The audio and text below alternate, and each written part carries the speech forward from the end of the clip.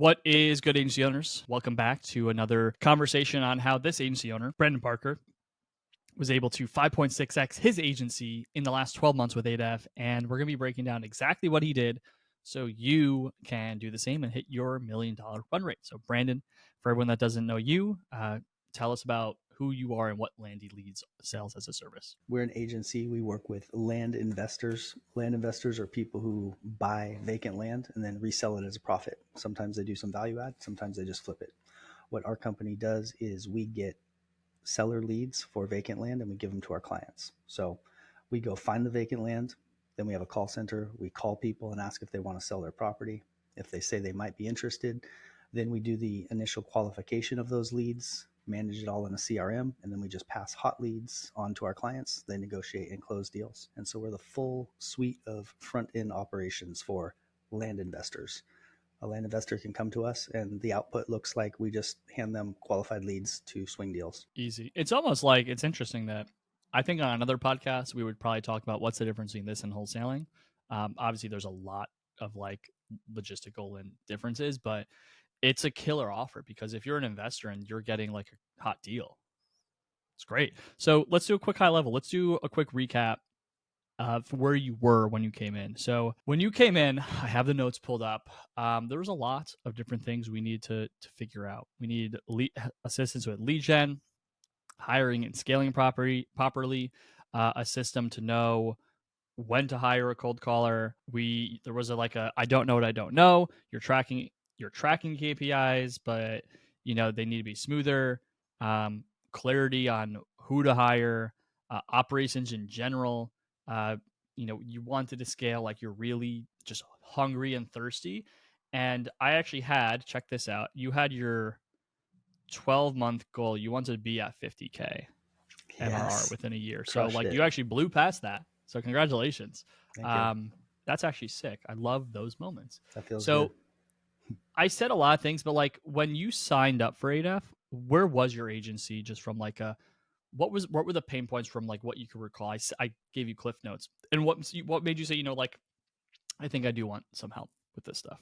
I was at 15,000 a month and was low margins, so probably 20% margins, and was stuck trying to hire and train cold callers and having people churn out because my lead gen is a hard thing to fulfill and have people stay on because you're just feeding them leads. It's not directly tied to any sort of monetary value. A lot of times it's hard to keep them around. So a lot of times lead gen people churn after 3 months. So I just had a nightmare on all aspects. Yeah. So we're churning clients, low margins. It's kind of like a crazy thing. So let's kind of break down step by step, like what we did that got us there. So I have some notes, workflow, capacity tracker, org chart, SAD, hiring, onboarding, 8-step plan. Can you talk us through kind of that first quarter with us around what we started to do with you that actually made a difference to compound on top of? Because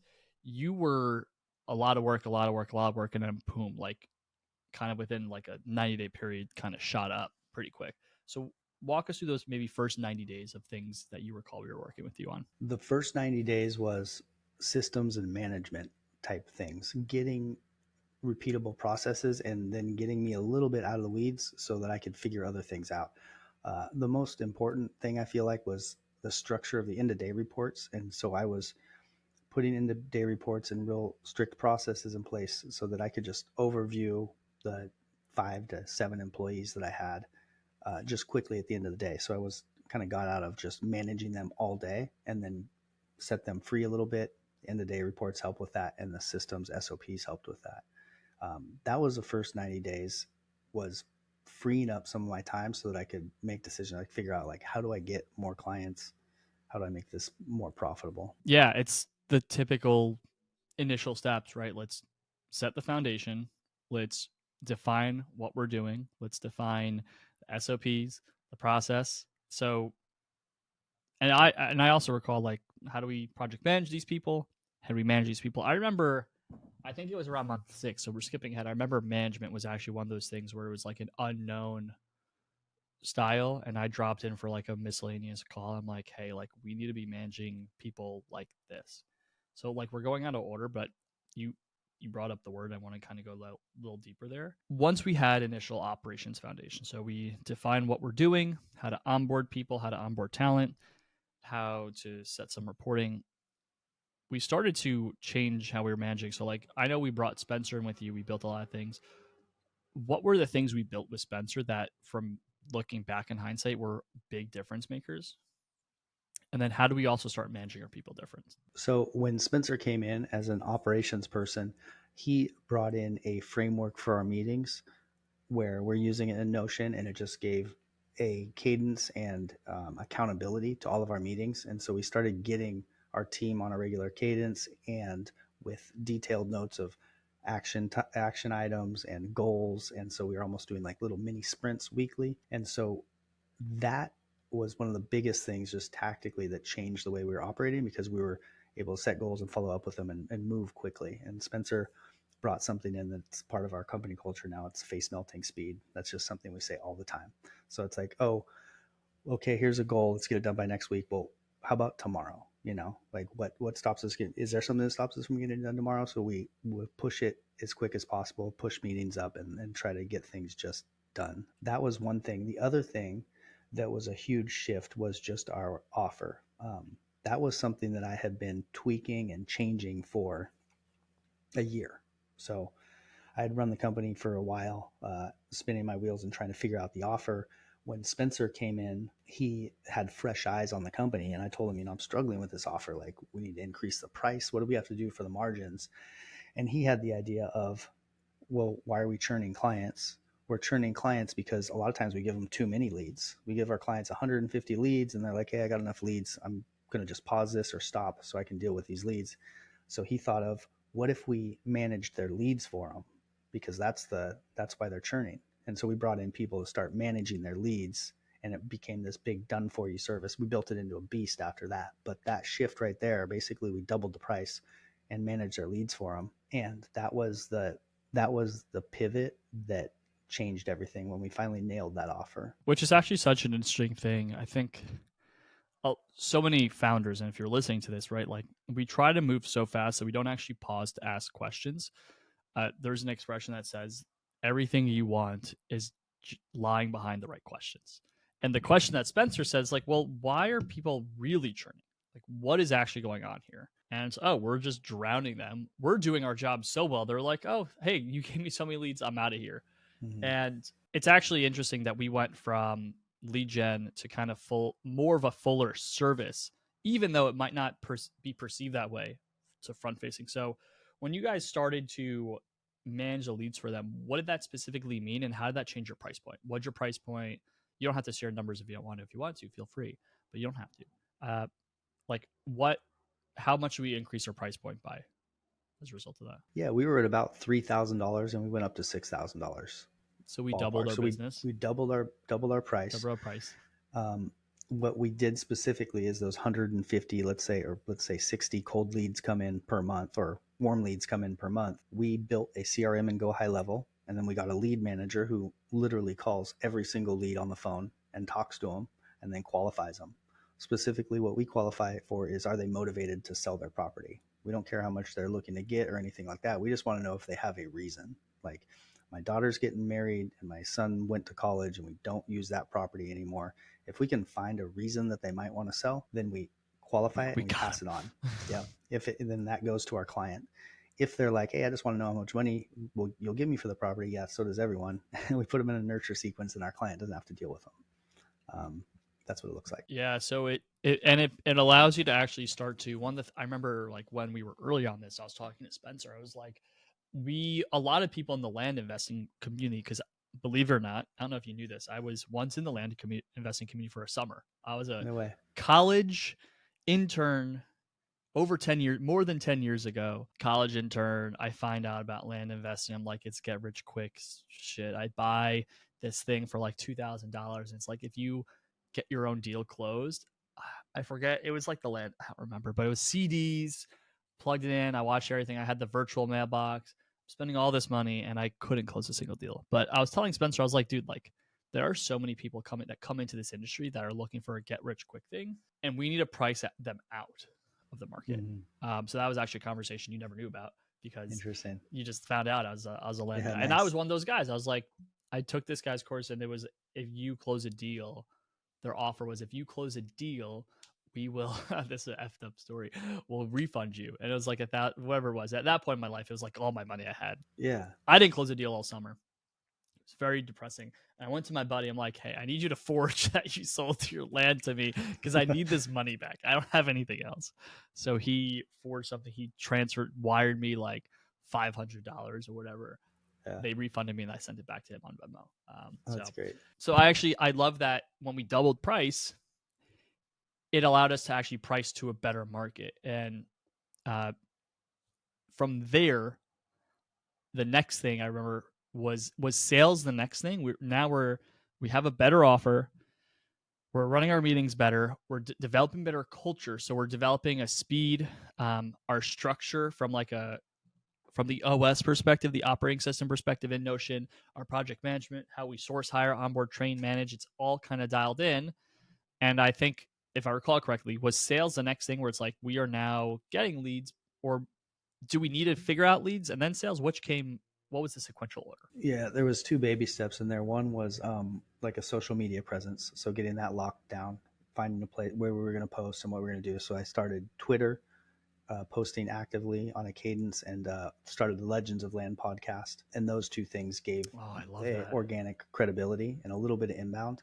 And then we did some cold email. But yeah, so the next thing was bringing leads in. And we tried a lot of things to solve that.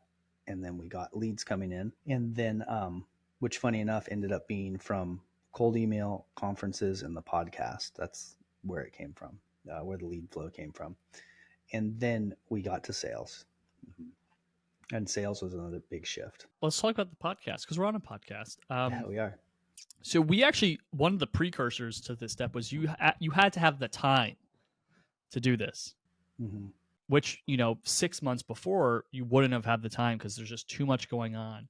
So I think an important note is, through all of this, we had the time now to actually invest it back into brand and marketing. And I actually I tell founders this all the time.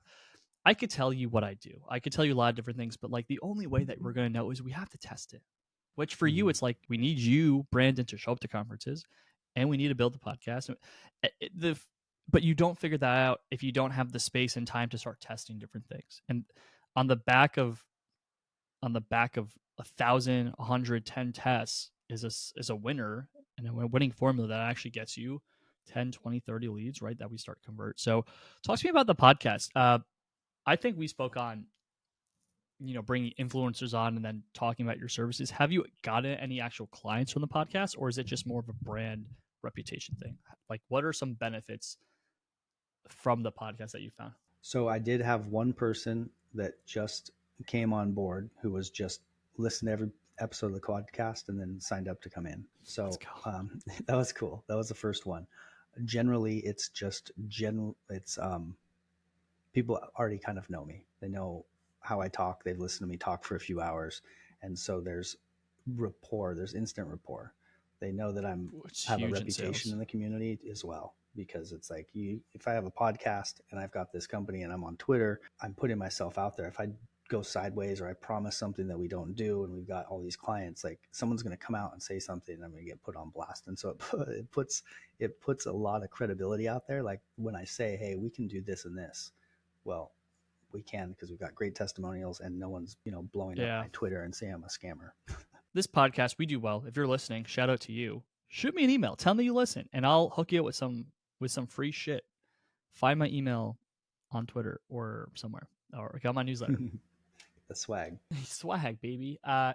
One of the things that I forget, because we're talking to a small niche, is once someone consumes 4 hours of your content on an unconscious level, so they feel like they know you personally, even though they've never met you. And that's one of the most important things behind brand. It could be a tweet. Someone could read your tweet for 5 seconds, right? But then they need to read your tweets a lot. A webinar, all these things. And this is like omni-channel marketing. It's really about trust, because they could go with you or someone else, but if they trust you and they feel like they know you, by the time they get to a sales call, they're more primed. So we started to do these things that actually led to a winning formula, which led to sales consulting, sales training. We weren't converting at a certain point, and we brought in one of our um, sales consultants on the team at ADEF.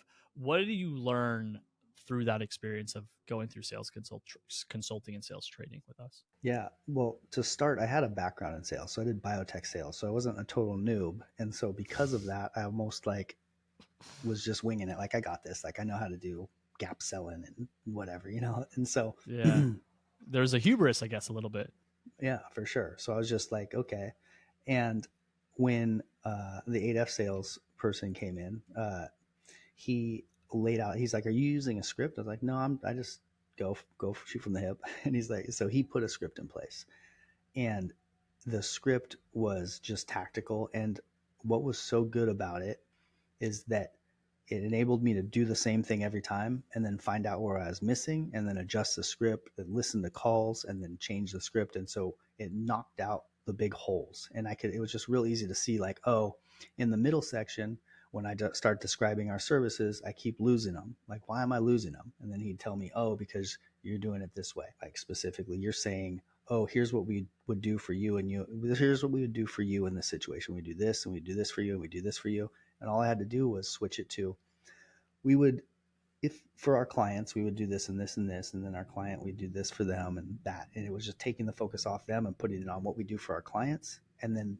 we would just breeze through that part of the script. And there was just changes like that where we made tactical changes. And then all of a sudden I'm nailing all the way through the script. And then we're working on like how to close better. And then I start closing better. And then it's game over. And then my conversion rate went from 15% to like 25 or 30%. So doubled my conversion rate. One of the things I say as a founder, 30% is actually the goal if you're a founder. If you could do better than that, you're actually not charging enough, is what I say. So like 30% is actually where you want to be shooting for. So you're actually in that sweet spot, 25, 30%. If you're doing more than that, you're either a genius or you're not charging enough. And that tells you could increase your prices. So just keep that in the back of your head. Cool. So we actually optimized as far as we could or needed to. Let me ask you this.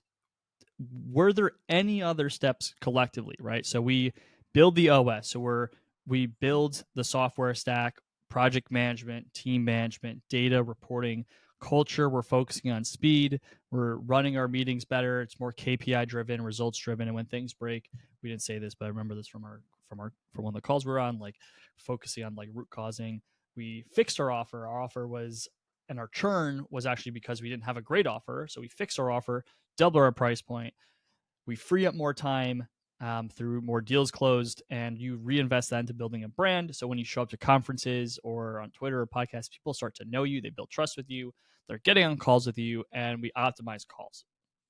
Were there any other final steps, or were all those the things that led us to where we're at today? It's a lot. There's an intangible in there. That it is a lot. I mean, Spencer, you and Spencer and Zach, like everyone just crushed it, over delivered every step of the way. Like, I always knew what was kind of happening next, and I was hitting little milestones. I could see and feel the company changing, even though we were stuck at like 15 to 20 grand for a while. Like, I could feel that things were moving in the right direction. So the intangible was when Spencer came in and started delegating my tasks away faster than I would have myself, and giving me the confidence, like, hey, keep moving, like, you stop doing this. And he would push me into something else, and we'd put someone in place. And he was doing that faster than I had the confidence to do it myself.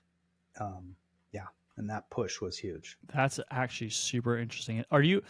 Would you say you're type A, or were you just scared to delegate? Like, what was the psychology of that decision? It was not being sure. It was unsure. So I would say scared would maybe be too strong of a word, but like, I had been practicing delegating. I thought I was good at delegating because I get all these tasks off my plate, but it was like the big stuff I still felt like I had to hold on. It's even though, like, someone could do this better than me, you don't trust that it's that person that could do it better than you.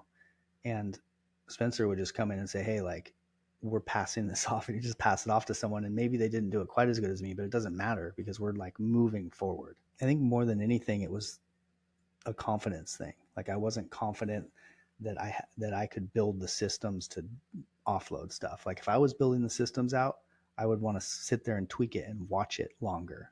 With Spencer, it's just like he built this system and now someone's using it and now you're doing something else. Face melting speed. Face melting speed. That's what it was. And that became part of our culture. Like, just keep moving forward. And it's okay if little things happen. And that's really easy to understand in theory. Like, we've all read all the business books and stuff. Like, get rid of get stuff off your plate, keep moving. Like, but you're in the weeds. It's hard to see. Like, no one can see it. I can't see it. Like, and even today, like, as this is re-recorded, like, I'm training a new EA on taking over my inbox. It's like one of those things that it's more painful to train someone for 6 months because that's what it takes to do it really well. Yeah. And it's all opportunity cost. But it, I've gotten so many things off my plate where it's like I'm working 20 hours a week, and now, when I wake up at 5 a.m. with my son, because my son doesn't sleep great, wakes up super early, like, I'm like, I guess I'll go into Slack. And so even today, there's always another thing to delegate. And truly, you're fully out of everything. I'm out of client services. I'm out of sales. I'm out of managing people. But, if you're doing something like I am, there's always more things that you could delegate. So shout out to Spencer and to you. So you said, let's kind of put a bow on this. 5.6x your business, $1 million run rate, more than that now, or within the next 30 days. You said confidence was one of the intangibles of this experience, but like, if you were to summarize kind of like the byproduct of what this has meant for you as a founder, or how this has now shaped you and how you view business or how you view running a company, like, that's something we actually don't talk about a lot. So let's kind of wrap on that. Like, how has this impacted your perspective or how you view scaling business in general? So I'm an entrepreneur at heart. And so I'm sure a lot of people listening to this know exactly what that means. This is my 11th business. Holy crap. I've built laundromats. I've created products and manufactured them in China and dropped and then done, sold them on Amazon. I've done just all kinds of random things, trying to find a business that was the vehicle for me. And to tie a bow on it, coming into 8F, finally finding the right vehicle, and then coming into 8F and getting the systems and the people and the operations and everything in place, it made me feel like, okay, now I'm like a real business person. Like, I finally made it to a spot where I feel like I'm running an actual business. I've got like 40 employees. They're doing stuff right now while I'm not paying attention. I finally got to a spot that I feel gratified that, like, okay, I'm actually an entrepreneur now. And that was a brutal, long road, all kinds of businesses in between. But yeah, 8F was like that little, or that big leap for me that put the things in place that there was the things that I didn't even know existed. I didn't know what I didn't know. And 8F bridged that gap. I might cry. I almost did. I'm like probably too emotional, but man, like, I cry far more than my wife does. But dude, thank you for working with us. Like, it is just hearing that, it really means the world that we could be part of that journey for you. It's, I've been similar to you, right? Like, you just heard, I've tried a bunch of shit too. Yeah, for sure.